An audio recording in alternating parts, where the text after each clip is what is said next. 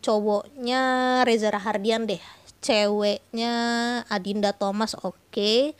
Terus settingannya di Indomaret, bawaannya curiga mulu.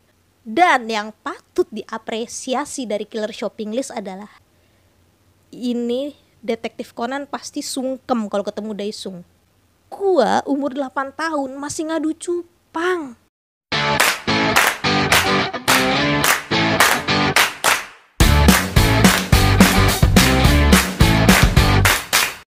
Halo Bray, balik lagi di Coci TV, tempatnya kita akan mereview drakor, serial, film, lalu apa saja yang bisa direview. Untuk episode kali ini gua mau ngebahas drakor lagi. Ya gua ngerti mungkin orang-orang yang nonton ini bosen ya, drakor lagi, drakor lagi drakor. Yah, gimana ya, gue suka banget sama Korea. Nih ya, bahkan gua kalau makan nasi uduk lauknya bukan ayam goreng, kimchi. Tanpa banyak bacot, mari langsung saja kita membahas drakor terbaru, judulnya Killer Shopping List. Ceritanya cukup unik dan masyarakat. Jadi terjadi pembunuhan di dekat sebuah supermarket, dan orang-orang di supermarket ini mencoba memecahkan misterinya, coba nyari pembunuhnya. Killer Shopping List dibintangin sama Lee Kwang Soo. Kalau ada Kwang Soo pasti ada aroma-aroma komedinya. Yes, memang betul Killer Shopping List ini memakai genre komedi dan thriller.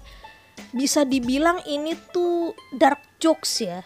Dark itu gelap, jokes itu lawak. Jadi ngelawak sambil gelap-gelapan. Kwang Soo meranin tokoh Daesung, pegawai supermarket yang berusaha ngebongkar kasus pembunuhan berantai. Dalam proses pemecahan misteri ini dia dibantu sama ibu dan pacarnya. Kalau dibikin versi Indonesia kira-kira pemerannya siapa ya? Cowoknya Reza Rahardian deh, ceweknya Adinda Thomas, oke. Terus settingannya di Indomaret. Killer Shopping List make genre who done it, jadi penonton diajak untuk nebak nih siapa pelaku pembunuhannya. Nah, karena pakai genre who done it, jadi yang nonton tuh dibikin suzon terus gitu, bawaannya curiga mulu. Awalnya curiga pelakunya si A, ternyata bukan. Pindah curiga ke si B, ternyata B juga bukan. Ternyata si X pelakunya. Which is itu sebenarnya bagus ya, berarti si sutradara nih berhasil melibatkan penonton dalam proses pemecahan misteri. Alur ceritanya nggak terlalu lambat, nggak terlalu cepat juga. Karena isi episodenya cuma 8, jadi ceritanya nggak bertele-tele. Nggak ada adegan yang cuma sekedar jadi tempelan. Semuanya tuh saling berkaitan sama kelangsungan cerita. Teknik pengambilan gambarnya oke banget. Ini jadi bisa mengundang rasa penasaran penonton sekaligus menciptakan suasana menyeramkan. Dan yang patut diapresiasi dari Killer Shopping List adalah sinematografinya yang mirip banget sama film. Episode pertama masih fokus ke pengenalan karakter dan penguatan background cerita. Terus di episode kedua mulai nih bergerak ke inti cerita. Episode-episode berikutnya flow-nya mulai naik, mulai muncul ketegangan, nuansa darknya udah mulai muncul, sampai akhirnya klimaksnya di episode terakhir. Overall, Killer Shopping List bisa menyajikan thriller dengan cara yang menyenangkan. Kan biasanya nih ya kalau thriller tuh identik dengan hal-hal menyeramkan gitu ya. Tapi ini tuh terasa menyenangkan karena ada unsur komedinya. Di balik komedi dan misterinya, Killer Shopping List juga nyentil soal kehidupan masyarakat sekarang yang terlalu individualis. Zaman sekarang kan orang-orang pada tinggal di apartemen gitu ya. Udah gak kenal lagi tuh sama tetangga kanan kiri.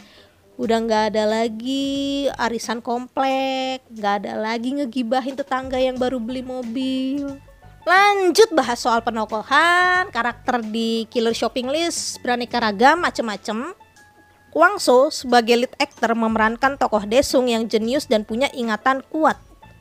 Saking jeniusnya, ini Daesung bisa nge-tracking pembunuh cuma dengan bermodalkan struk belanja. Ini detektif Conan pasti sungkem kalau ketemu Daesung. Ada juga tokoh antagonis yang namanya unik banget. Namanya $5. Jarang-jarang kan tokoh di drakor dinamain mata uang.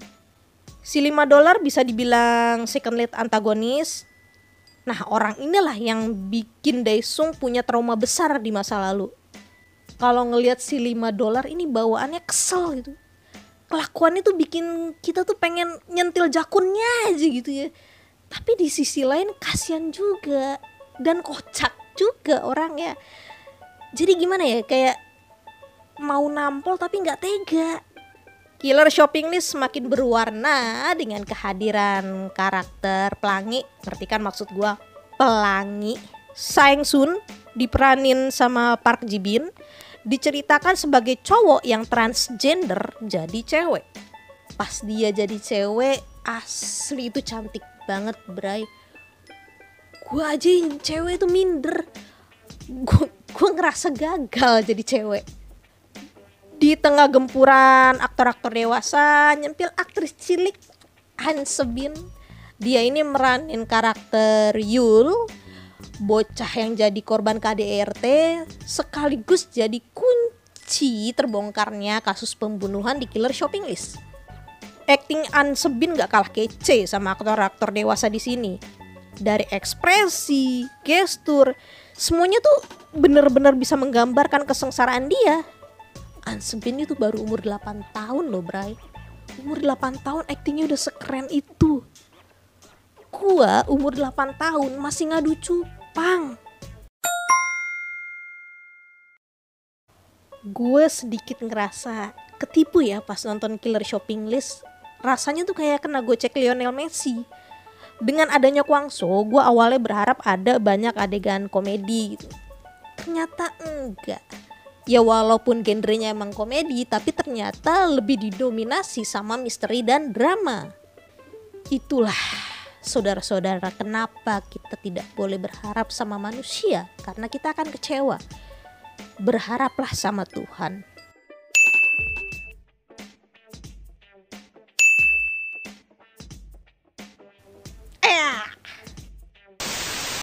Komedi di drakor ini juga nggak bisa dibilang pecah ya standar aja, kayak muka gua.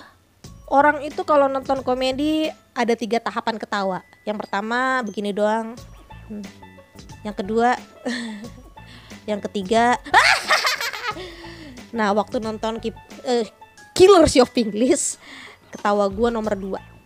Jadi kalau lo nonton Killer Shopping List dengan harapan bisa ketawa ngakak sampai guling-gulingan, mendingan lo nonton Mr. Bean aja. Poin minus terakhir, kurang banget unsur kejutan di episode terakhir, khususnya di bagian ending. Episode terakhir kalau dibilang menegangkan, iya menegangkan. Seru, iya seru. Tapi endingnya ya udah gitu-gitu aja. Ada pesan yang coba disampaikan lewat Killer Shopping List. Di tengah kehidupan masyarakat yang mulai individualis seperti sekarang, ternyata masih ada orang seperti Daesung yang peduli sama tetangganya. Kalau Daesung ini gak peduli sama kondisi Yul yang jadi korban KDRT, ya mungkin gak akan terbongkar kasus pembunuhannya. Segitu dulu pembahasan Killer Shopping List. Terima kasih udah nonton ya. Semoga kalian terhibur. Dan gua gak bosen-bosen nih menghimbau kalian untuk subscribe dong. Jangan lupa juga untuk pencet tombol jempol nungging dong. Sampai ketemu di konten Coci TV berikutnya. Ciao.